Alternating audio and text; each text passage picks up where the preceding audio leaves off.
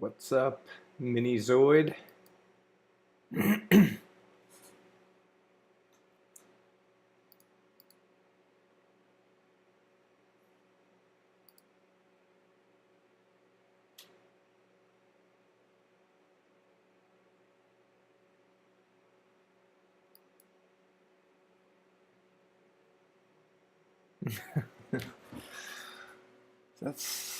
What is that? Santa? Kappa Claus?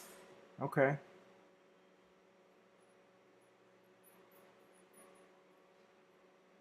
Alright, I should probably not show my stream because we'll get some crazy echo there.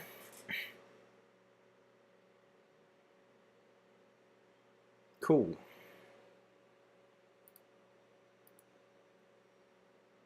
Alright.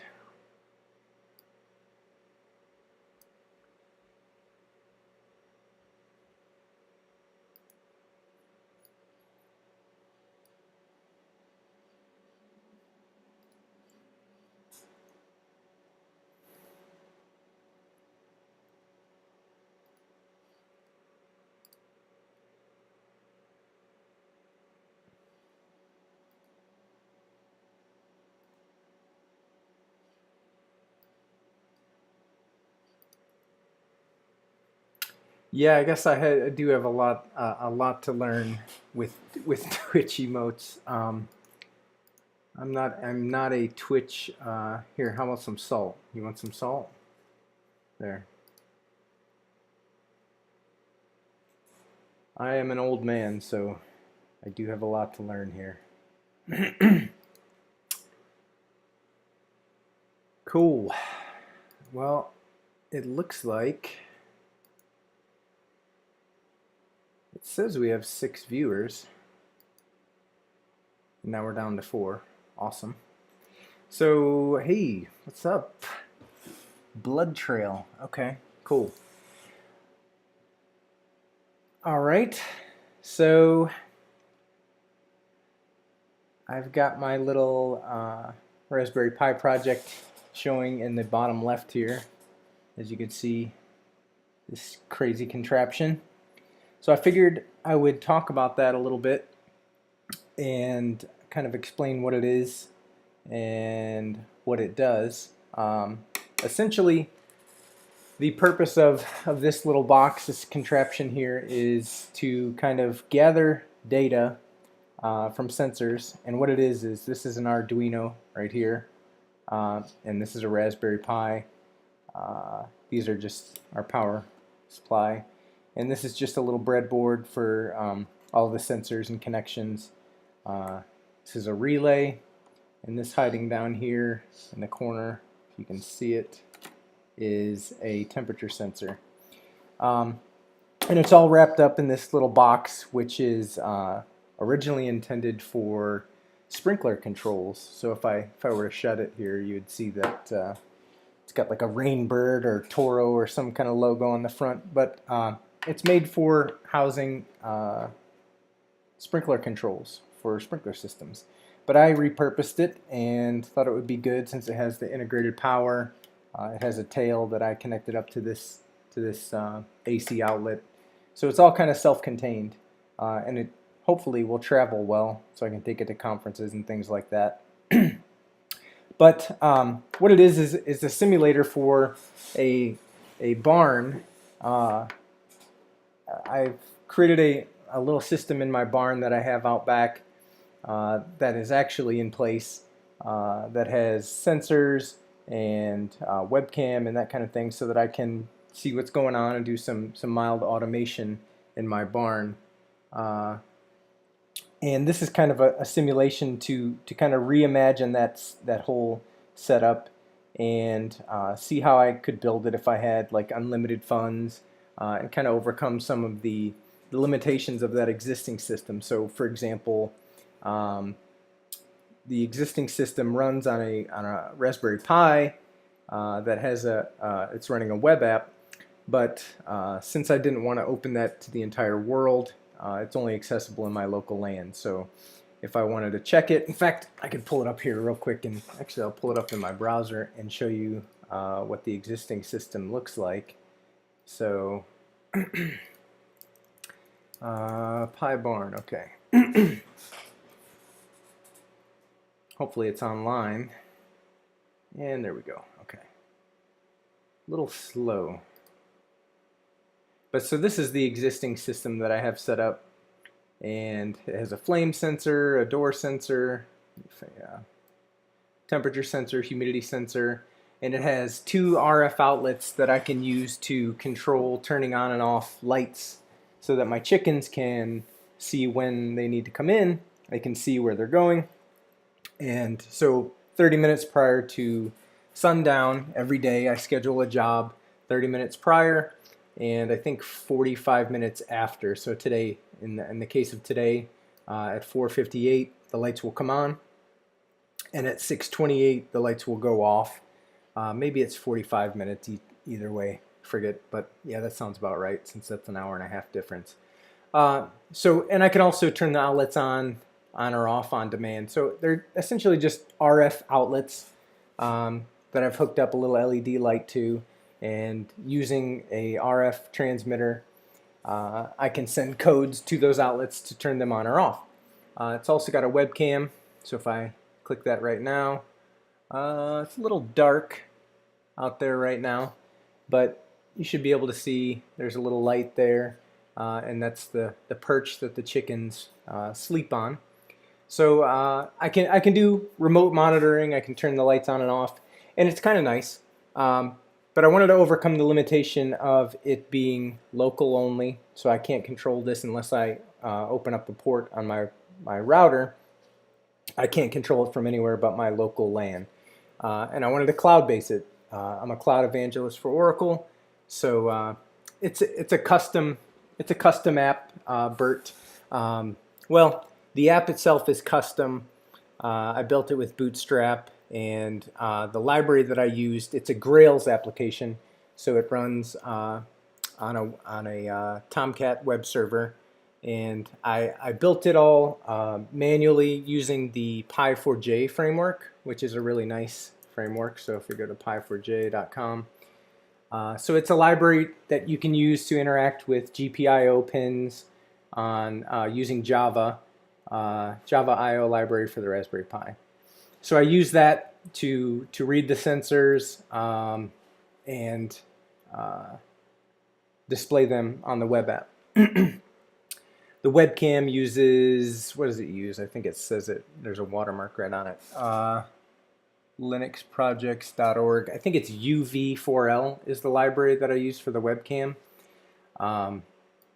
And the outlets are just controlled via Pi4j. So I send a particular command via Pi4j to the outlet from the RF transmitter.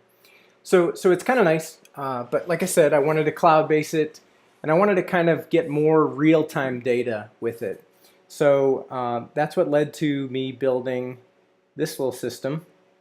It has an Arduino which reads a lot of the sensors, and if I bring up a little drawing here, you can kind of see the overall architecture of the system. So if you look on the left-hand side there, we have an Arduino, we have some analog and digital sensors, and oh, I'm covering it up with my, there, sorry about that. So we have an Arduino over here represented, and some analog and digital sensors, Raspberry Pi here, and some digital sensors connected to the Pi, and the communication between the Arduino, communication between the Arduino and the Pi happens via this blue serial cable. So I read data off the Arduino, and there's a application that runs on the Pi, and we can fire that up in a minute here and take a look at some of the code. But the data is read by the Arduino, and do you like my chopstick pointer? I just had that laying around, so I decided to use that. So data is read off the Arduino, fed via serial to the Pi, and then if we look back at the architecture drawing, The Pi actually, it's not a web application, it's just a script that runs constantly on the Pi, but what it does is it speaks to a Kafka queue. And it speaks both ways. There's topics that go incoming and outgoing. But in the case of reading data and getting it to the web, it uses an outgoing topic on Kafka. So every time a serial message is read from the Arduino or directly from sensors connected to the Pi, it sends a message to the Kafka queue. Oops. Move my webcam here so you can see a little better.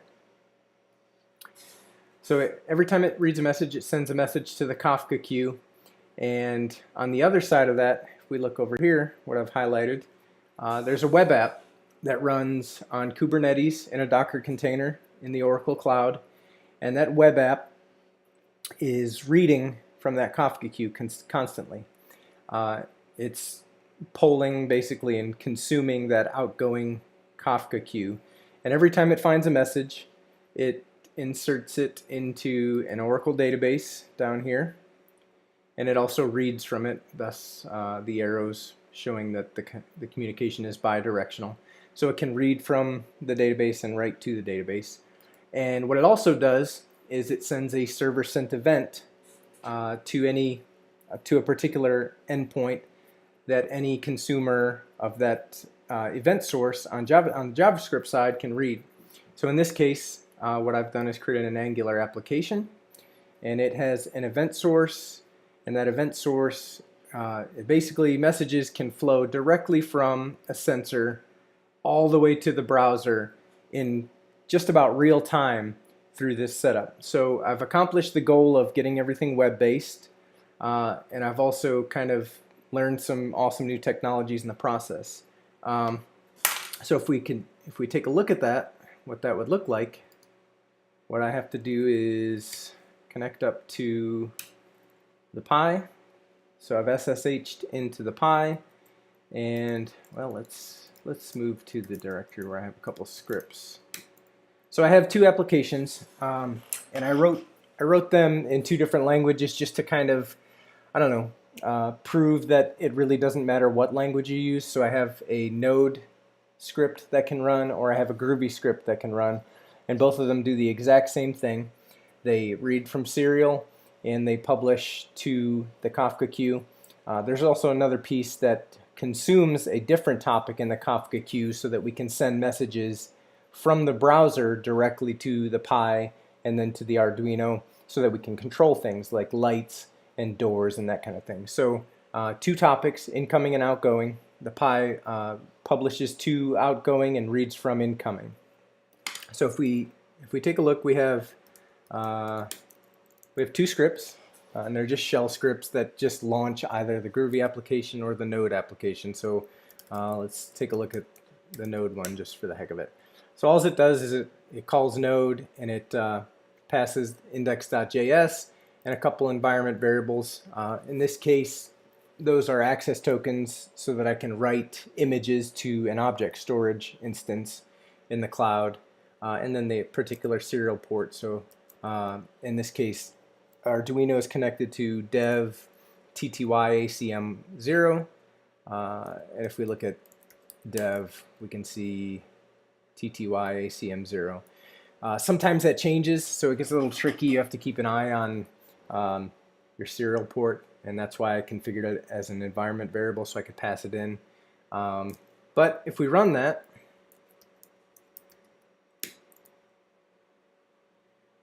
we're now up and running.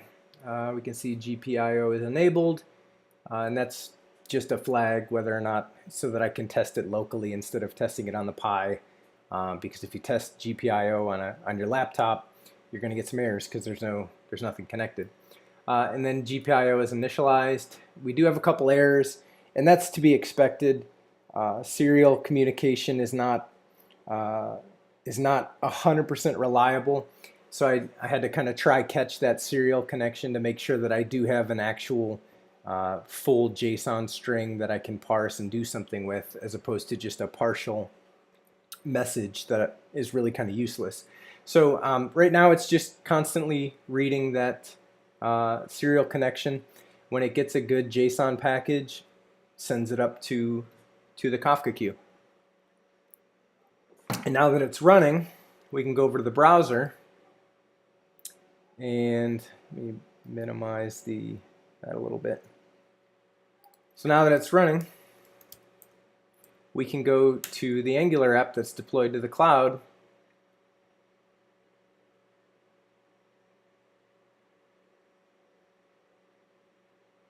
and can't see the bottom right, so let me fix that real quick.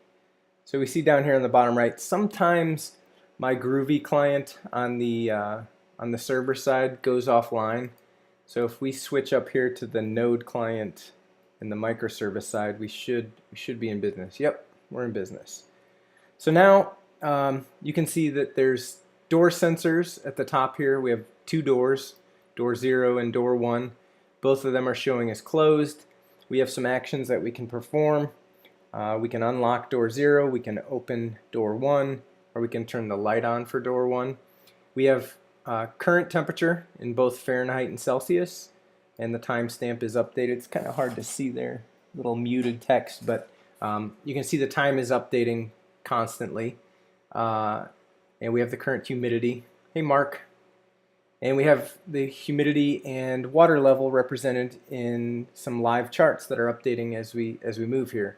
Current temperature is 77, which seems a little warm to me. I definitely don't think that it's 77. I've had, and it might be the proximity of the sensor near all of the electronics within there. My system that I built for my actual barn, I externalized that temperature sensor so that it's not getting some false readings from being running in this environment here. But it's probably more around, my heater back there says it's 68 in the room, so I think it's reporting a little hot, but it's close enough for the time being. We also have motion capture, which is just a motion sensor set up on the Pi that when it detects motion, it will take a picture. And right now the webcam is just kind of hanging off to the side here, but let's see if I can trigger it. Actually, here, let me show you. Let me expand the video a little bit here. Okay, so the sensor is this right here, and it's kind of hanging back here. So when I move my hand, if let me pull up the terminal over here, you should see motion detected in the terminal of the Pi as soon as there we go. All right, motion detected. So there's a little motion sensor, and that's the camera connected to the Pi. So what it's doing right now, and it looks like it's done, and if I kind of reduce this and move it, you'll see that it actually pushed that message.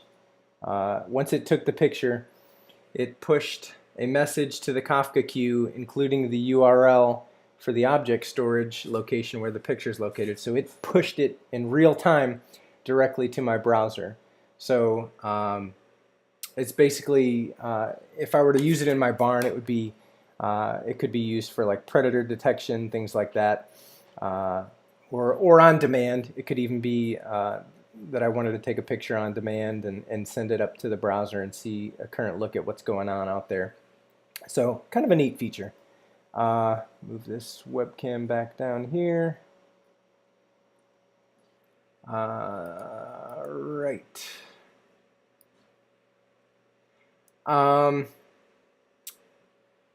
So yeah, so that's kind of the awesomeness of that. Another awesome little feature that I'll show is, if I can move my camera around here, and apologies for the shakiness. So this is a little built out of Lego scrolling door that involved a little bit of hardware hacking with this particular Lego motor. So this is a motor that Lego, I think it's one of the, don't know if it's one of the Evo motors or Technic. I'm not sure. I can't remember what it was, but I ordered it online. I cut off the existing ribbon power supply and wired it myself to the motor shield on the Arduino, and bought this little gear rack and configured it so that it can be opened remotely. So not to be one to take all the fun, if somebody wants to hit that URL that I just posted in the chat and open the door, click the open button on door 1, you will be able to see the door open in my webcam. So I'll give it a minute, and if nobody opens it, I'll open it myself, but just thought somebody might want to play around with it.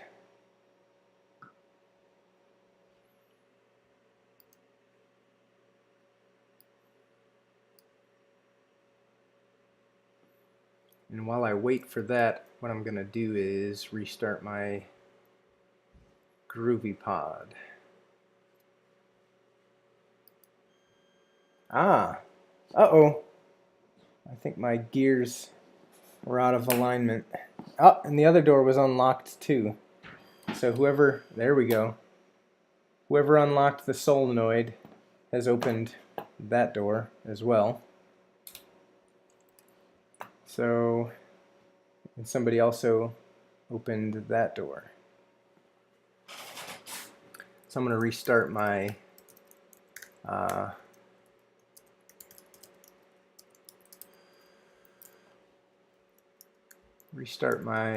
Groovy pod with Kubernetes.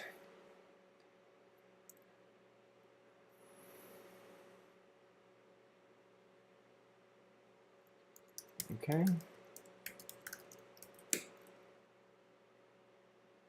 All right, it's running.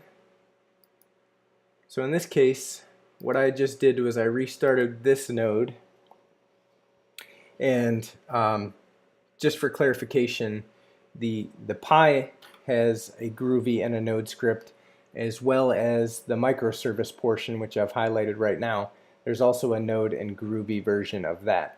So I can either run Pi or Groovy on, Node or Groovy on the Pi, and I can also run Node or Groovy in the microservice side of things. And it doesn't matter which one I run. They both run. Well, it does slightly matter, I should say. The node portion of the Pi, it handles serial a little better than the particular library that I used, the Java library that I used on the Groovy side. And I don't know if it's a matter of that particular library being not that great, or if it's just Java in general. And actually, let me move this a little bit so that you can see the light. If you wanted to turn the light on and off, you'd be able to see that too. So like I said, the Node library that I used for serial communication is really nice. It has a read line parser, so it tends to be more accurate when it reads the serial. It looks for a line delimiter, and when it sees the line delimiter, it says, okay, that's a message. And what I've done is after I print my JSON to serial on the Arduino side, I put a line break there. So the Node serial library seems to handle things a little better, and it's also a little faster, and that's just because I put less of a sleep in the loop there.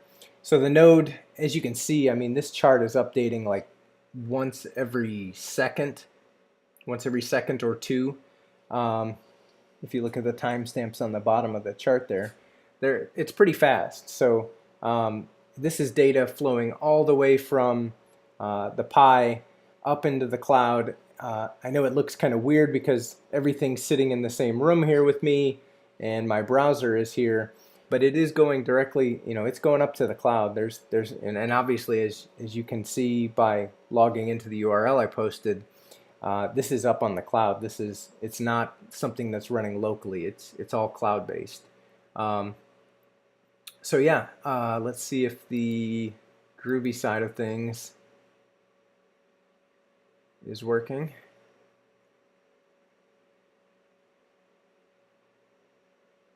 Okay, we're connected to Groovy, and if you see in the bottom right there, I have a couple indicators that tell you that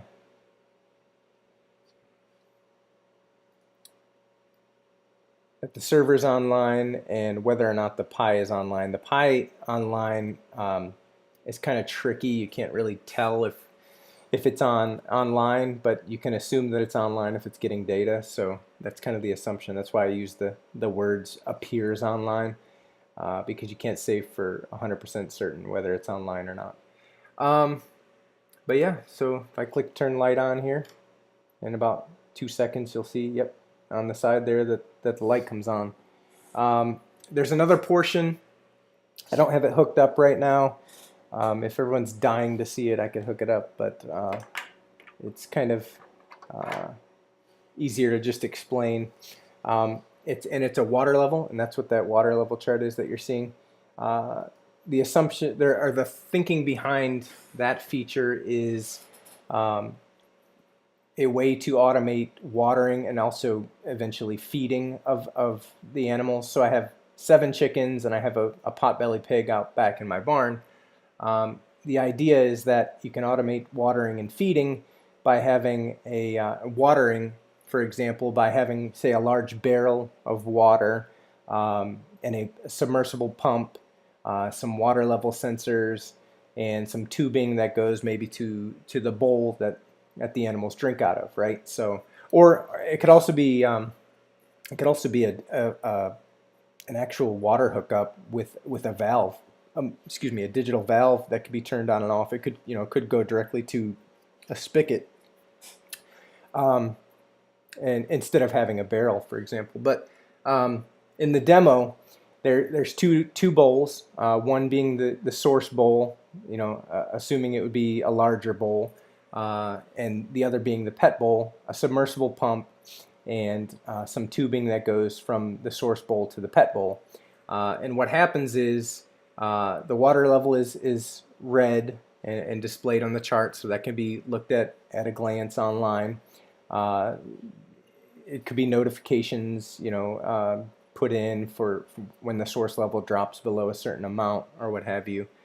And the action happens when the pet level drops below a certain threshold.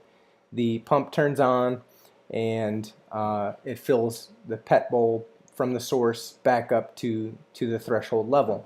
So in the demo, I can take it and I can use a little syringe and suck out some water and illustrate how the pump would kick on and refill that bowl.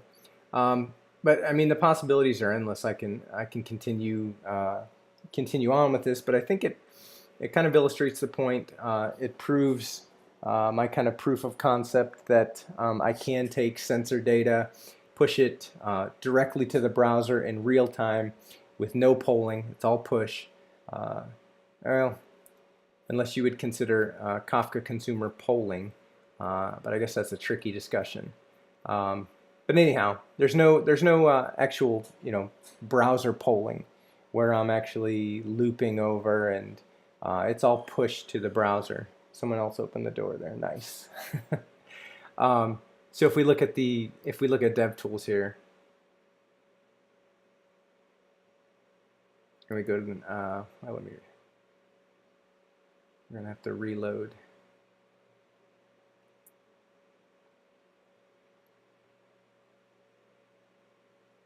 Things are a little laggy on my stream here, but all right, let me move this guy.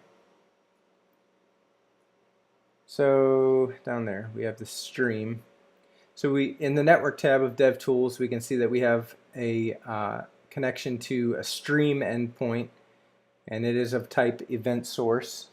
So if we click on that, we can look at the event stream. So these are all the events that are coming in via that event source, via server sent events, and you can see they're rolling in constantly. Time-stamped, what type of event they are, and that's just a little convention that I came up with as to what type of event I'm looking at. Captured at, and then some additional data, you know, water level, the temperature, things like that. So yeah, that's my cool little barn automation project. We have, if we go over to the live data tab, it's just a visual representation of that dev tools that we were just looking at in kind of a parsed format, so that for troubleshooting, if I wanted to see if events were coming in, just a friendlier way to look at than the DevTools representation. And then history. So if I go over to history and look at all events, I have 240,117 events saved in the database. If I wanted to do filtering on what type of event they are, if I wanted to do queries, that kind of thing, I could do that at this point. I can enhance the web app to do that if I wanted to. We could add some machine learning at some point if I wanted to. I don't know to what extent what that would look like. But I mean, it's certainly possible. You know, anytime you collect a lot of data that you want to do some analysis on, that's something you could do. One of the cool things about this that this page reminded me of is all of the data is stored in Oracle Autonomous Transaction Processing instance. So basically an Oracle instance in the cloud. And if I hop over to another project in IntelliJ, originally I had it set up to use Mongo, which is, you know, a good way to store JSON-based data, which is what I'm sending across the wire. You know, and it was just kind of easy, and it was, you know, the database was kind of a second afterthought to me.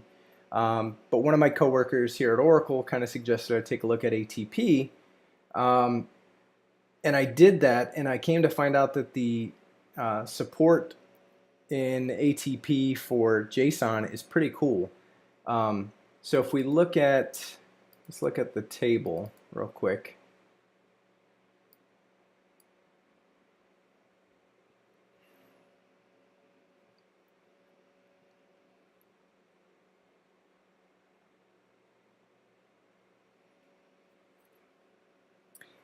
We are definitely experiencing a little bit of network latency due to my stream.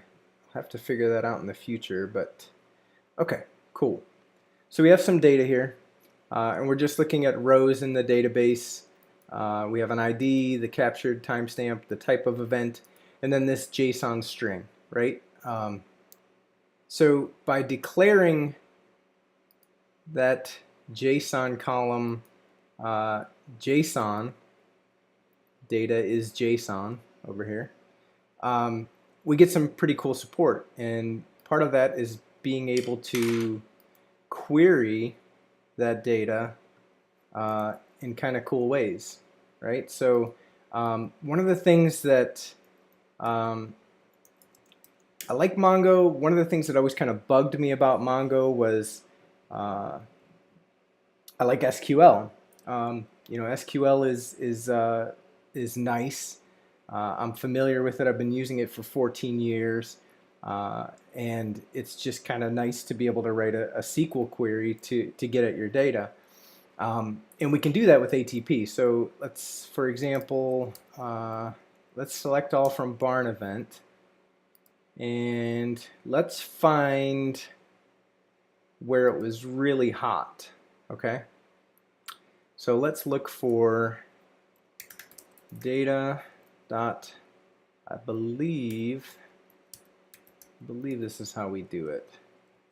So data dot Fahrenheit is greater than equal to 75.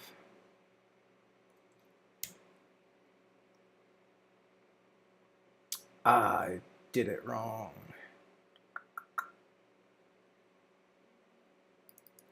Do we have to do it in bracket notation? I forget. Okay, I'm gonna have to look at my cheat sheet. That's the beauty of live streaming, right? Right.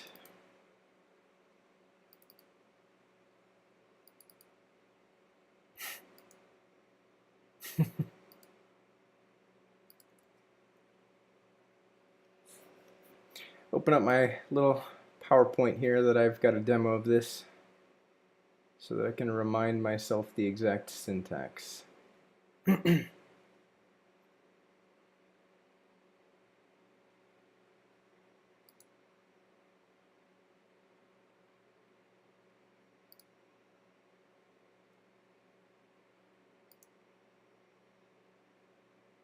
Wow, I think my machine is being murdered right now.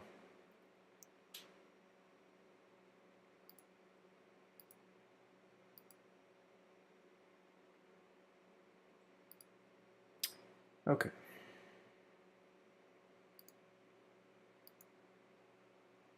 I'm sorry. You have to alias it, right? So that be.data.Fahrenheit.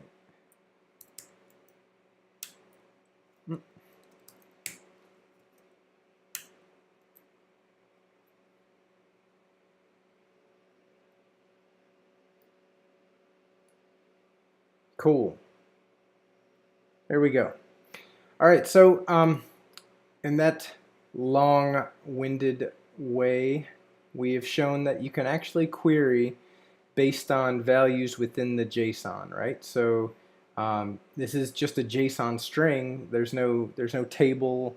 There's no relationship. No lookup table. No one-to-many, or even one-to-one or many-to-one. There's just a JSON string, right? So you can actually query based on the values if you've set everything up properly, based on the values within a JSON string, right? So let's say we wanted to find where status is closed.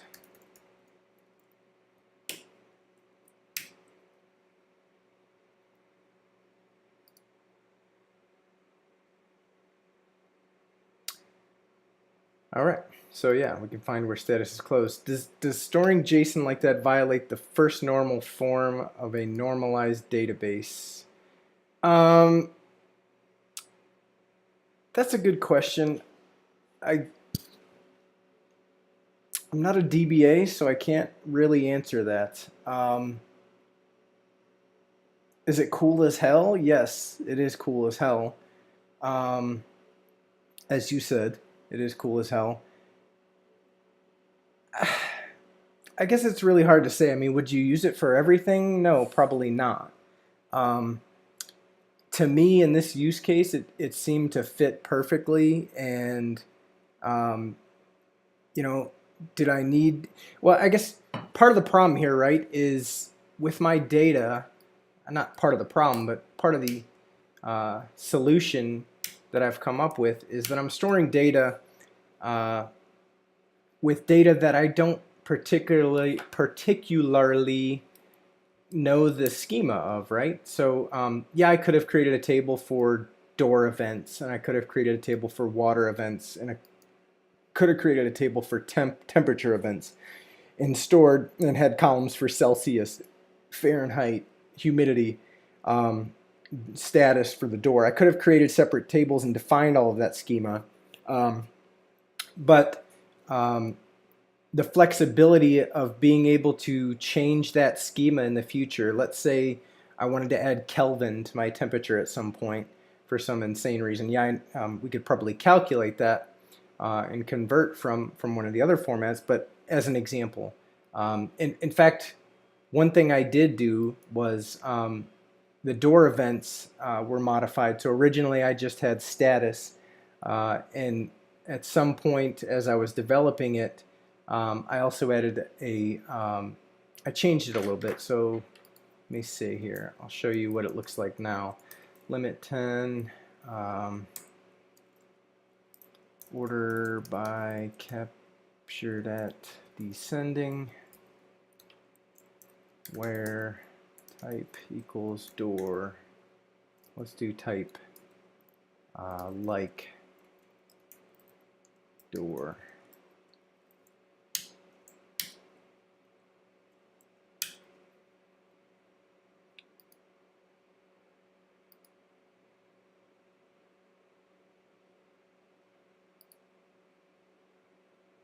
What did I do wrong here?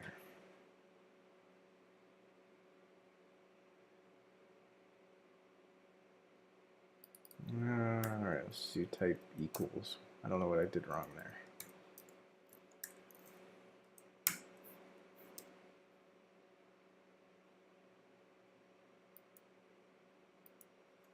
What am I doing wrong here?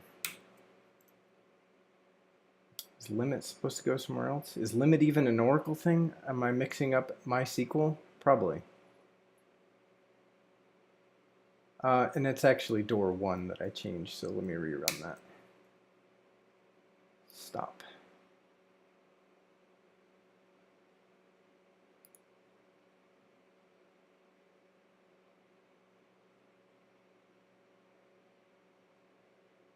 Okay, so like I said, at some point during my development process, I added the light on or off to the JSON. So it gave me that flexibility. And yeah, I could have added another column to that table. But to me, it's just really,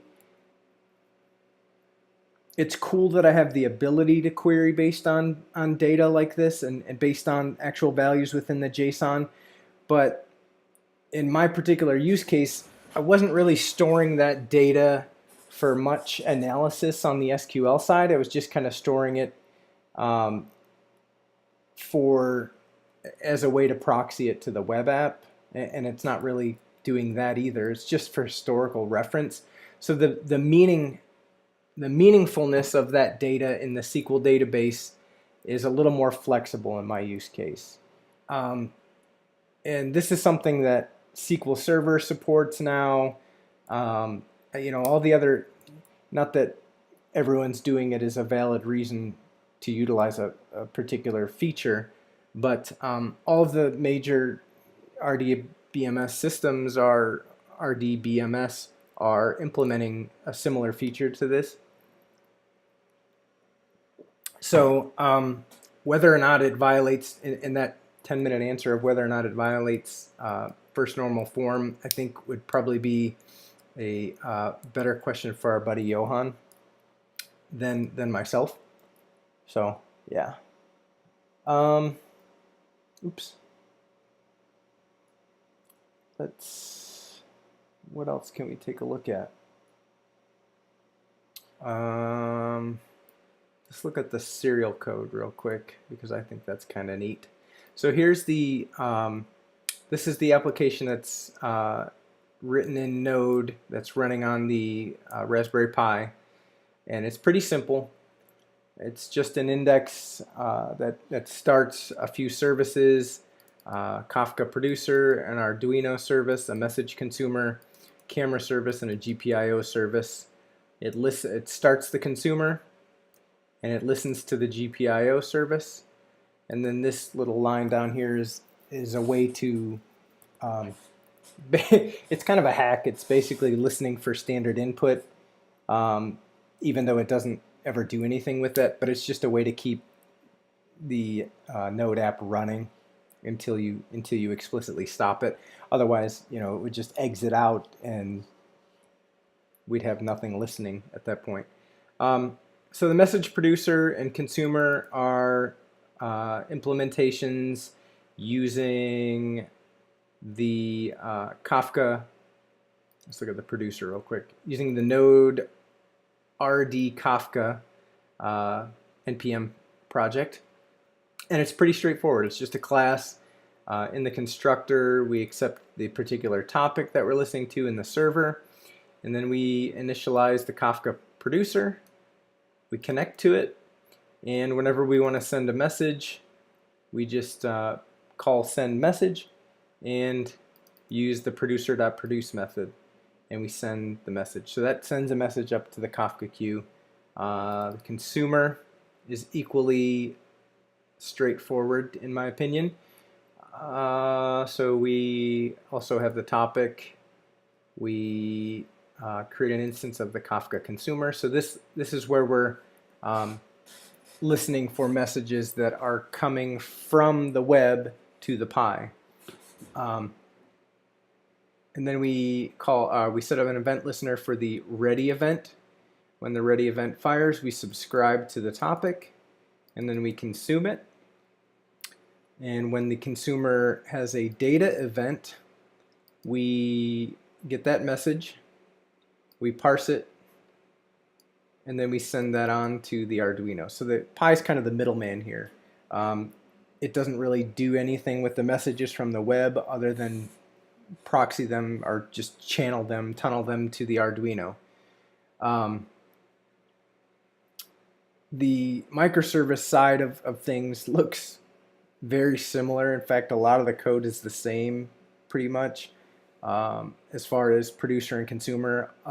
The only difference being they're listening to, or they're producing and consuming on the opposite channels that the client is producing and consuming on, right? So the client, the Pi, the Raspberry Pi, consumes the incoming queue and produces on the outgoing queue. The microservice produces on the incoming and consumes on the outgoing, right? So yeah, you get it, right? We're flipped on each side.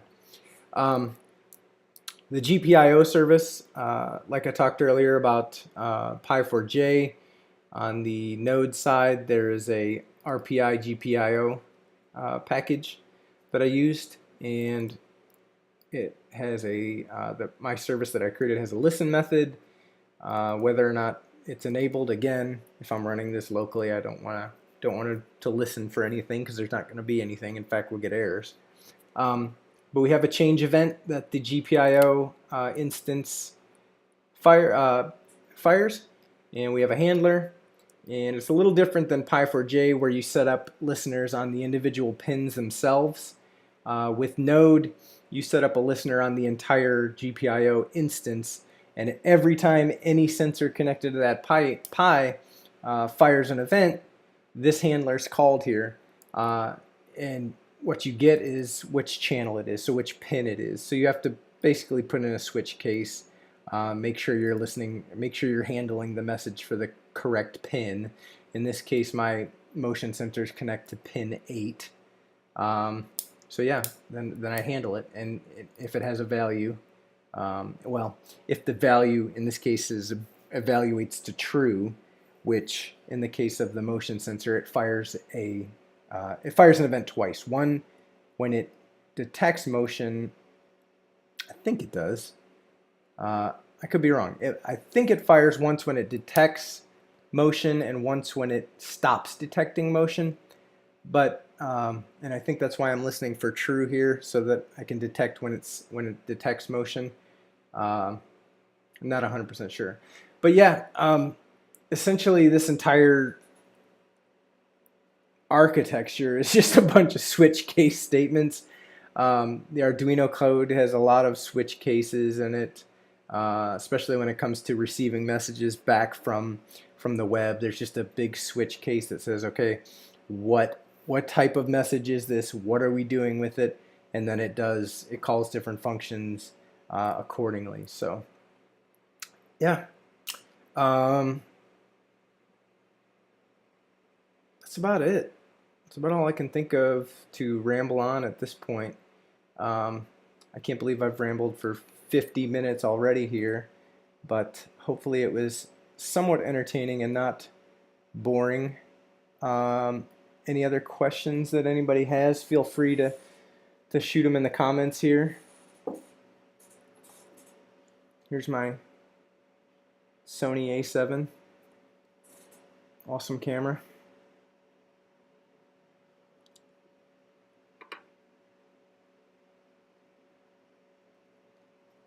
Here's my little chicken Lego for use in my simulation, as well as my pig Lego for use in my demos, right? Because you have to have a representation of the actual barn animals. These are the water sensors. So I have a little Velcro on the back, and it mounts to the bowl, which I can get real quick. Let me grab that.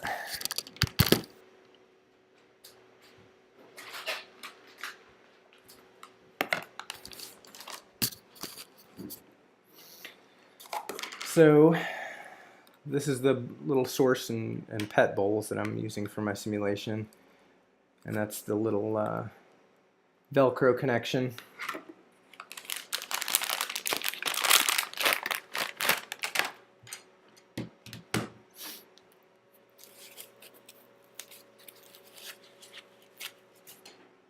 And this is the pump, right? So let's hook this up and play with it. Why not? I got nothing better to do. All right, move some stuff out of the way here. Oops, it's leaking a little water. All right. So there's the pump.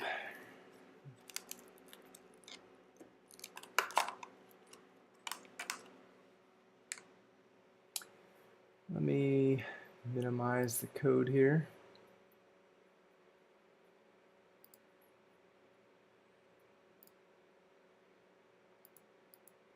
Go back to the home page. All right, and so you can see the water level, the live water level chart there, and we'll get our other water sensor and hook that up.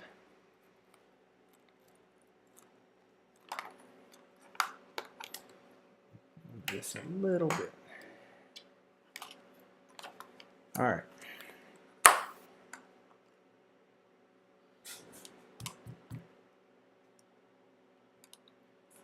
So the trick is always figuring out which is, why are we reading something? Okay, we could see that we had a little spike on the chart there. I don't know what it read, but I must have, okay.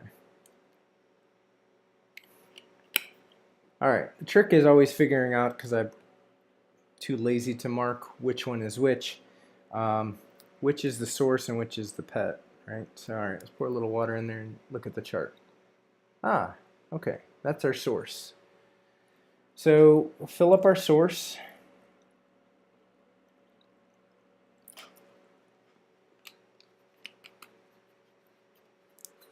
And our web app shows us we've got a water level of about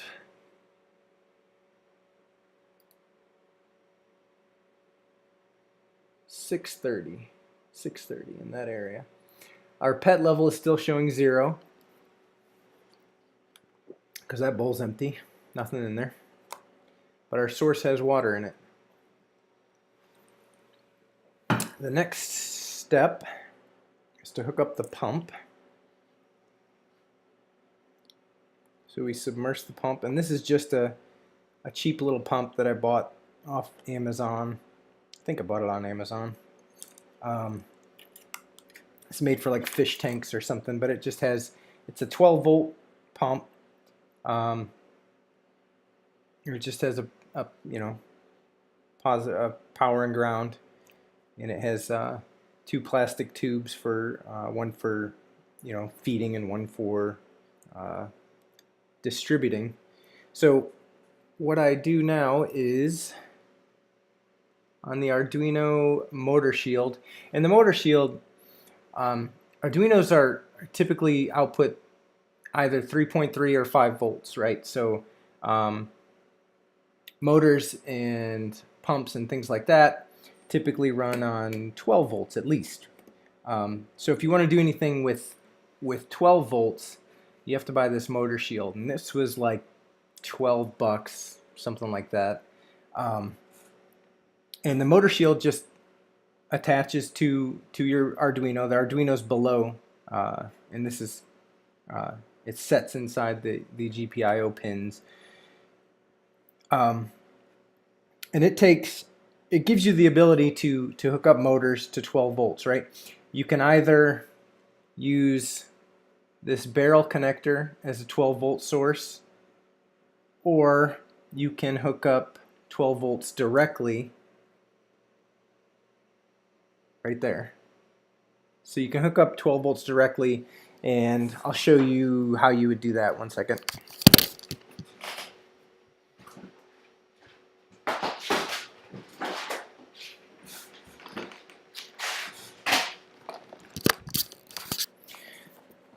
So if you wanted to use your own 12 volt power supply, or you didn't have the barrel connector for your Arduino, what you could do is buy one of these guys.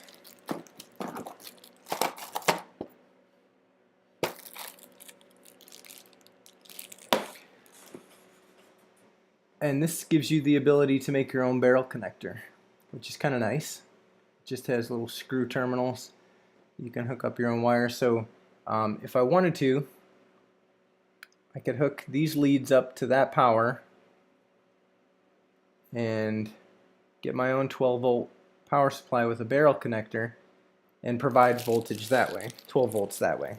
But I have the barrel connector for the Arduino, and figured why not use that? It's easier. It's one less power cord.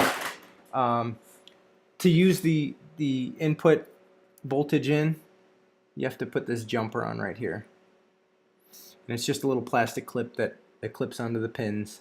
I'm gonna actually remove it right now, and you see the LED kind of dies right there, so that LED indicates that we're using the voltage in from the barrel connector over here. So I'm going to remove it right now, because otherwise when I hook up my pump, it's just going to immediately start running, and I don't want that to happen. So I'm going to remove that, and I'll hook up these guys to my motor shield. I've got it set up to use the M2 input from the motor shield, and that's my dog barking at me in the background because he's cold and wet. Hush. Okay, so we've got our motor hooked up, our pump hooked up. It is submersed in the source bowl. Where's my chopstick? It's submersed in the source bowl. The hose is headed over to the pet bowl. Our two water level sensors are in place. If we look at our chart on the web, we can see the source bowl has 630, a water level of 630, and our pet bowl has a water level of 0. So what happens when we put our voltage jumper on? Boom. You can see the pump is turned on. It's feeding water into the pet bowl. If we go to the web, we can see that our pet bowl water level is starting immediately to read, and we're getting about 375. So what it will do, and the source level, as you can see, is dropping as well because it's taking water from the source and putting it into the pet bowl. So what's going to happen is when it hits around 500 for the pet bowl, it'll shut off. There you go. Alright, so our pet bowl is, and it's a little more sensitive than I would like it to be. I could probably do some tweaking and put a threshold in there, because as you can see, it keeps turning on and off because you know, the water level is not perfectly still.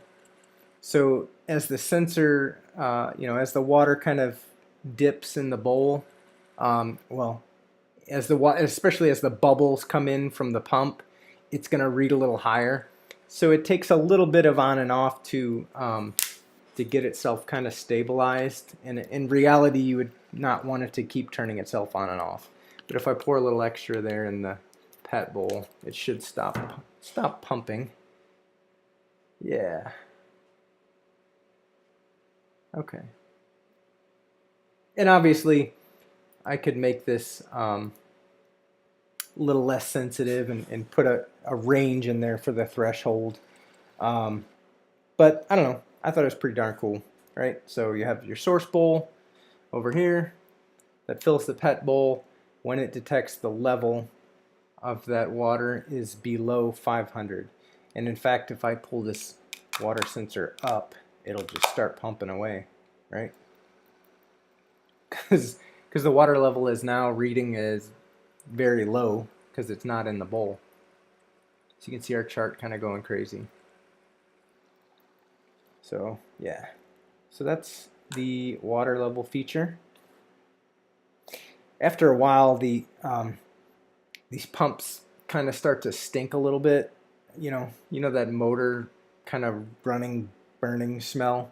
So you do end up smelling that motor smell. And they're really not made, these Arduinos, I don't know. I don't think they're particularly made for constant, hard taxing motors, right? So this kind of stuff works. Anything more than that, you'll probably need to get into using like a relay, which is what I did for the solenoid that unlocks the door. It's a 12-volt solenoid. Well, the purpose of the relay is to provide intermittent power to the solenoid, and to unlock it and lock it. But that's what the relay is used for in that case. All right, I'm gonna pull this voltage jumper and unhook this again, because otherwise it'll just keep running until it finds a stable level there. So yeah, that's the water level.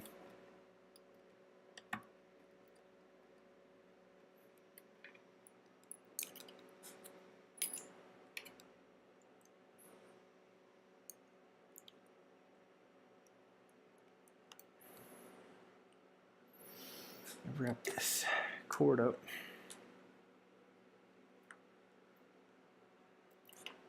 And like I said, I don't know, in practice I would probably end up using a valve on an actual hose, or a real water feed from a live source, as opposed to like a barrel.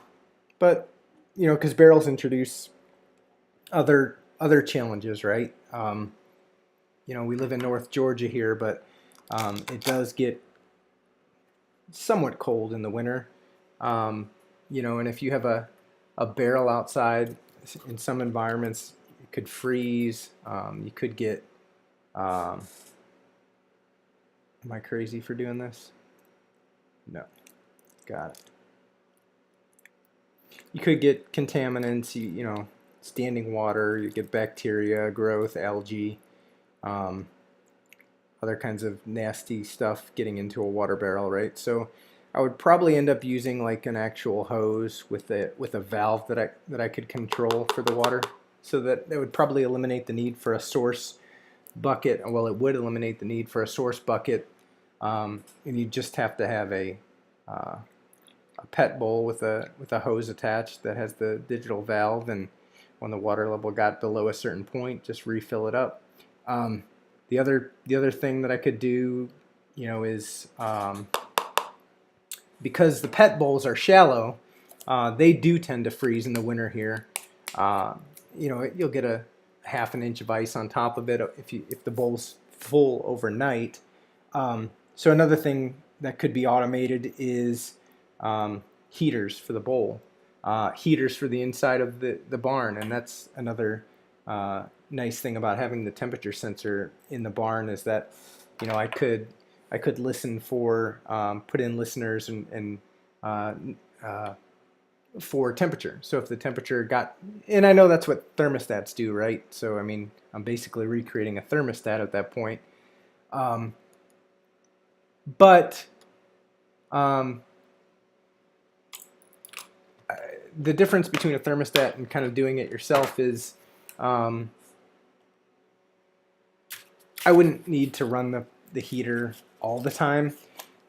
The animals can pretty much, I mean, they sleep in straw and, you know, blankets and wood chips, right? So they typically, and the pig especially, typically nests himself pretty good inside that. So they keep themselves pretty warm and they're pretty tolerant to lower temperatures.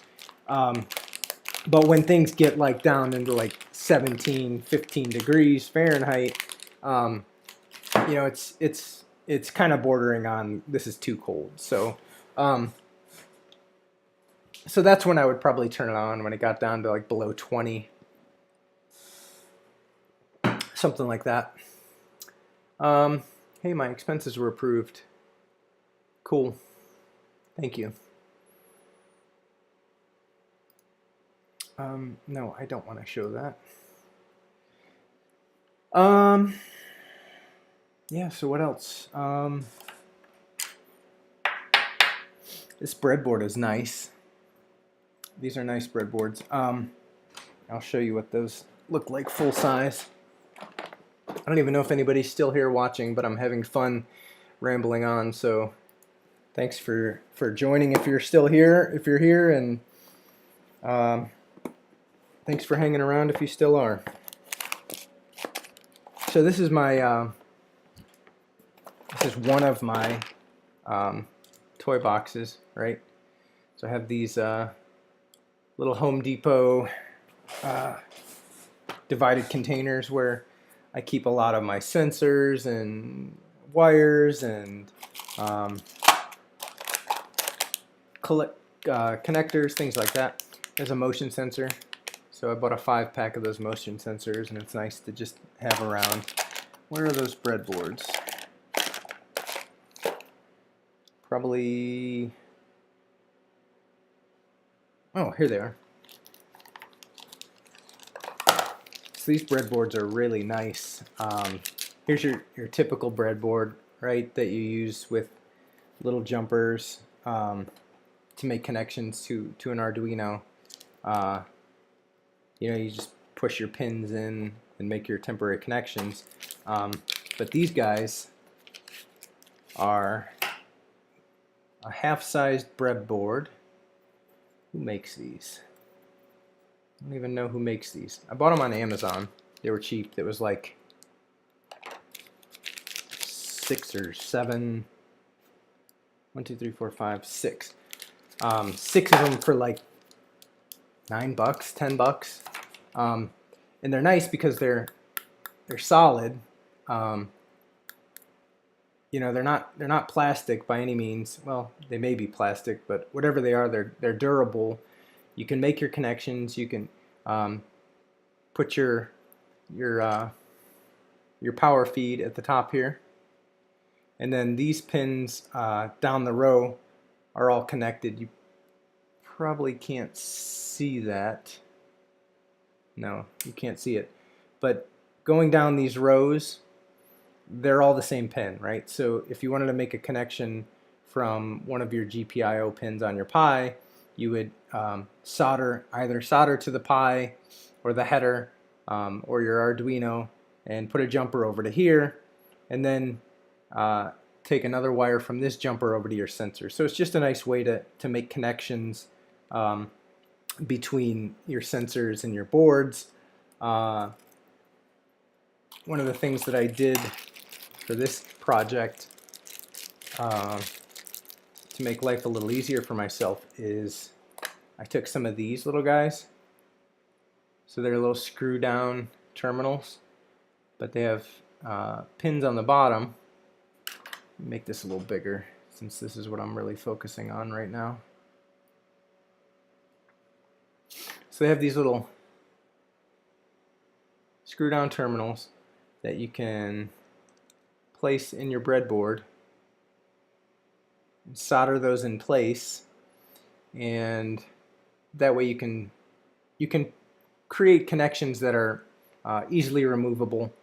So in the case of my pump, I wanted something that I could easily remove. The the door sensors for the doors, the motor, the light. I wanted things that I could easily remove from the system and pack them away in a separate separate backpack or whatever, so that I can move it to a conference. And so it's basically more mobile. I can make sure the sensors can be reattached quickly and easily. I don't have to resolder them. I don't have to use any of these bean connectors and cut them off every time. Which, if you don't use these bean connectors, you're really missing out. They'll change your life if you do any kind of splicing with little wires. They're gel-filled beans. Well, I call them beans. They're UY connectors, I believe they're called. They're made by 3M. Can't see 3M. There it is. So they have 3 inputs, right? They're gel-filled so that they're safe to any kind of water or corrosion. But they're a quick and easy way to make a splice. I used to use these a lot in my former life when I worked for the phone company. But they'll change your life. I mean, don't get the cheap ones. Don't buy the cheap ones of these. Buy the 3M. They're not cheap. Well, they're not inexpensive. But if you buy the cheap ones, you will regret it. They just don't make great connections. And they don't give that satisfying click so that you know that they're properly connected. You will need one of these. And if you go on Amazon and you search for UY connectors,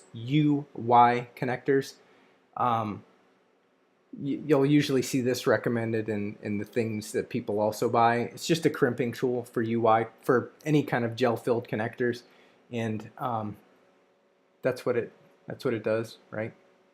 Just provides an even pressure. People use needle nose and do these, but you don't get even pressure, or gas pliers. But gas pliers don't work as good either. So spend the $12 on one of these. You can get them at Home Depot as well. I've seen them at Home Depot in like the telecom aisle. But it just provides a nice even pressure so that when you're crimping the connector, you get a nice even splice. Yeah, so buy one of these. Grab some of my other toys off the ground here. What else is in my toy box? Some more water sensors. These are cheap. It seems like everything you buy, and I'm okay with it because I always like to have extra stock, but a lot of these sensors that you buy, you'll end up finding them in like 5-packs for like $10, $12, as opposed to finding them for like $1 a piece. I mean, you can find them sometimes for like $1.50, $2 a piece, but I don't know, probably because they want you to spend more money. They bundle them up in packages like this.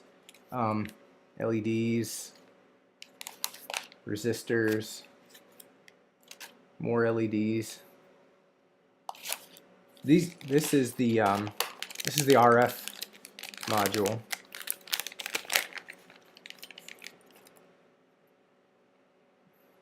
So, man, I don't know which is which. I forget now. I think this is the transmitter, and this is the receiver. So, yeah, either that or the other way around. I forget.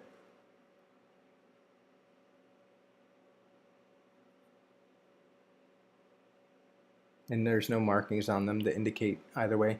But so this is RF transmitter and receiver. For the outlets that I used in my current system, it was kind of tricky because they're just remote controlled outlets, right?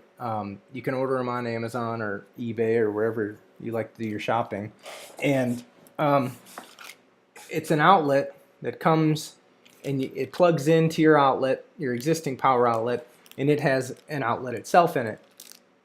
I got these a couple years ago. They're a lot. They make them a lot smaller now.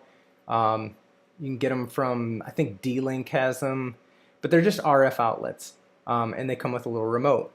My kit came with 3 different outlets, and the remote had 6 buttons on it, on and off for each for all three outlets. So to figure out the code that I needed to send to the outlet so that I could send it from the Pi as opposed to sending it from the remote, was basically I hooked up one of these receivers, and there's a little Python script that I ran, and you sit there, you hook up your receiver to your Pi, you wire the circuit, you press the remote button, and the receiver just scans the code. Now, it doesn't work for everything. You know, if you wanted to do this for your car dongle, it wouldn't work because those signals, if you wanted to use like one of these things, those are going to be encrypted. But the RF outlets themselves are not, so you can read the codes.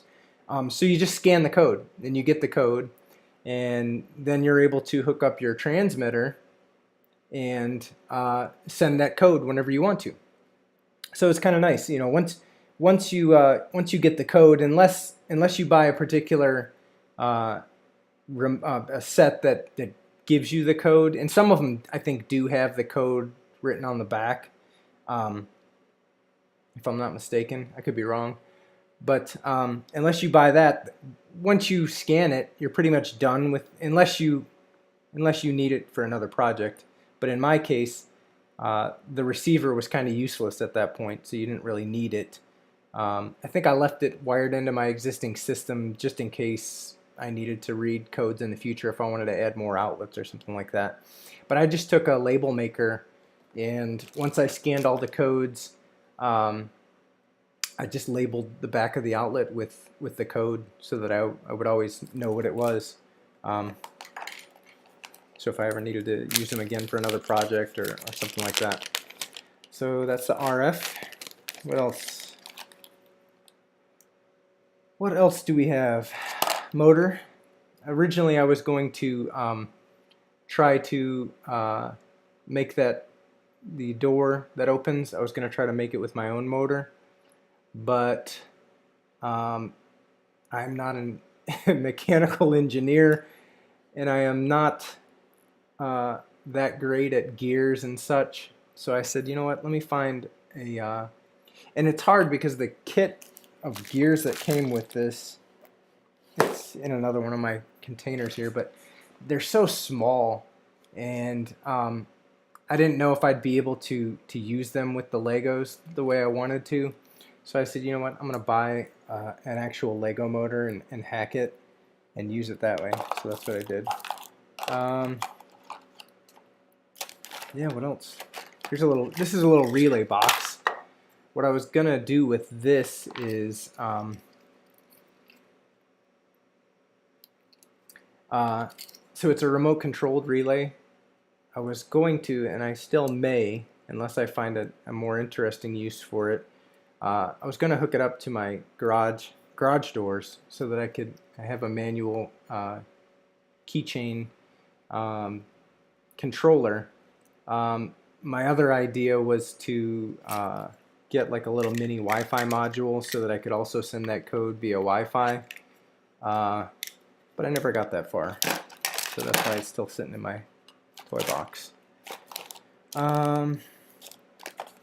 Here's a Raspberry Pi Zero. I bought this thing with, in fact, I think I bought it to work with that garage idea, but I never ended up doing anything with it. These are, I don't know, I just feel like they're very limited into, and obviously they are. I mean, look how tiny this thing is. It's the size of it's smaller than my finger. You know, they're meant for very specific purposes.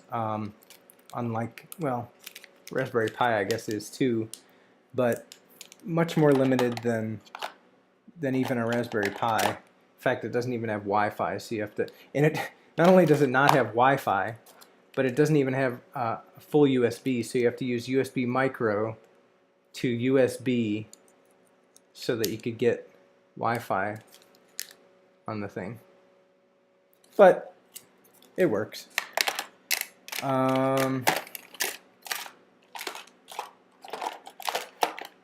yeah, that's about all for these are door switches, reed switches, magnetic reed switches. This is what I used for the door sensors on the project. It essentially is a magnetic switch, so that when the magnets are in proximity, the circuit is closed, and when they're separated, the circuit is open. So it's basically one of the most basic switches. There's probably reed switches like in every single place you walk into all over the world. Reed switches are probably one of the most common switches you'll ever see, or not see, because you probably don't even pay attention or even know that they're there.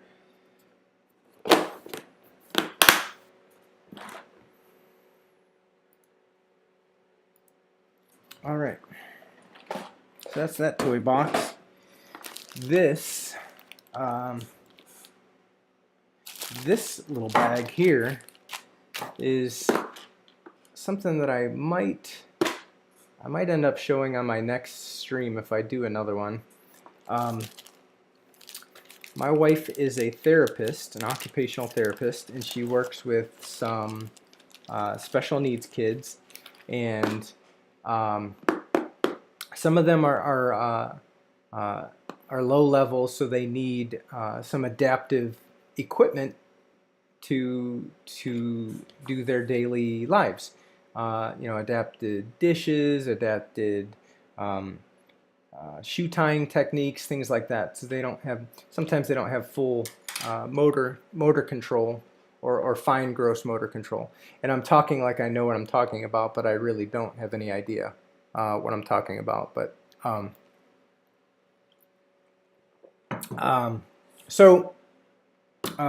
one of the projects that I wanted to help her out with was there are these adapted toys, and essentially what they are is you take a toy and you put an interrupter into the battery compartment, and the interrupter is just a piece of metal. It's just a little coin-looking piece of metal, and it has 2 leads coming off of it, and those leads go into a 3.5 barrel connector, female. And then you take these large switches, they're about this big. They look like an easy button, you know, the Staples easy button, those big large buttons that you could push. And it has a male 3.5, right? So you hook it up to the interrupter, and the child can activate the toy by pressing this large accessible button. Sometimes those buttons are even difficult to press for some of the students. So an idea that I had was to create a pillow that they could press, right?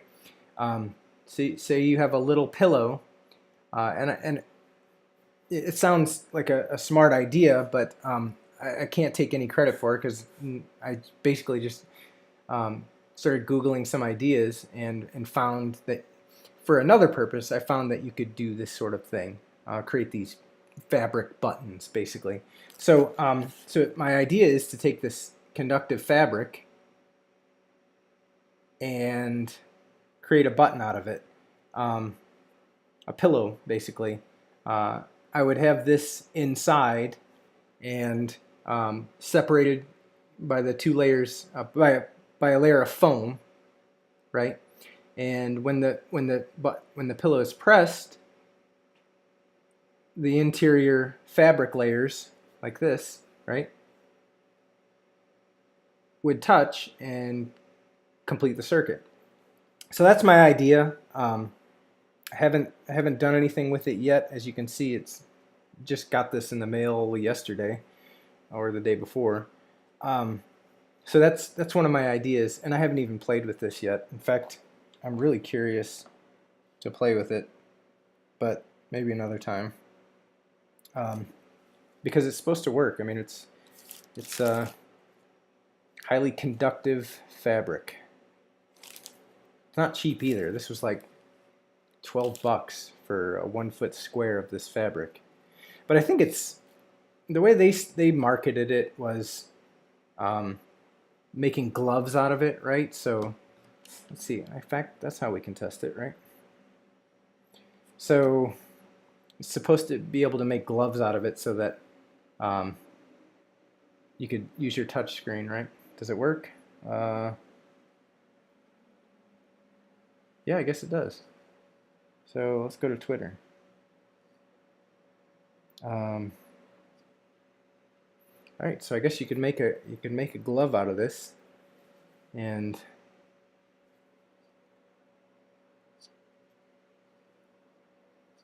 you'd still be able to use your phone, as opposed to this towel that's not conductive. Yeah, so if I use this towel, not conductive. Cool. So that's in the future. It's one of my little project ideas. I always have to over-engineer and overbuild everything, because what fun is it if you don't do that? No fun, I tell you, no fun. It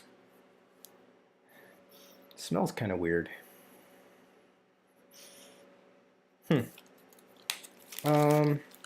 So I got these little alligator clips to use with that, because that's one thing I'm a little curious about, is how you would make a connection to a wire from this.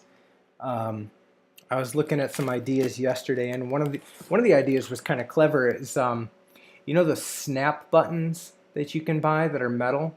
One guy showed that you could solder your wire into one side of that snap button, and the other side of the button rivets to the fabric, and when you snap the buttons together, that's how you could make your wire connection, which I thought was a pretty clever idea. So that may be one approach that I take to that. Yeah, I guess that's about it.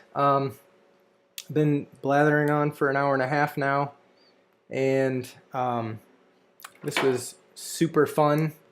I hope it was somewhat valuable to you if you stayed and watched, or if you caught any of it.